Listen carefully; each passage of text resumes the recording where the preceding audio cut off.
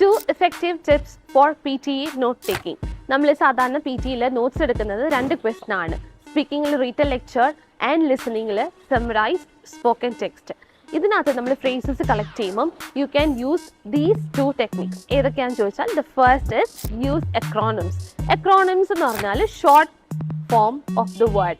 Four example, നിങ്ങൾക്ക് retell ലെക്ചറിലായാലും summarise spoken text and government information ഇങ്ങനെ കേൾക്കുവാണെങ്കിൽ don't write the full sentence, add the short forms. For example, GOV for government.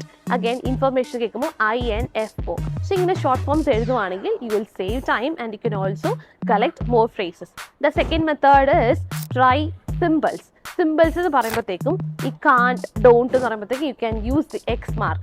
അല്ലെങ്കിൽ increase, decrease പറയുമ്പോൾ increaseന് എറോ mark മേളിലോട്ടും ഡിക്രീസിൻ്റെ എറോ mark താഴോട്ടും. So ഇങ്ങനെ symbols വെച്ചിട്ടും നിങ്ങൾ words collect ചെയ്യുവാണെങ്കിൽ you will consume time and you can also collect more phrases. So try this method to gather the information very quickly. Use this hack. See you in next video.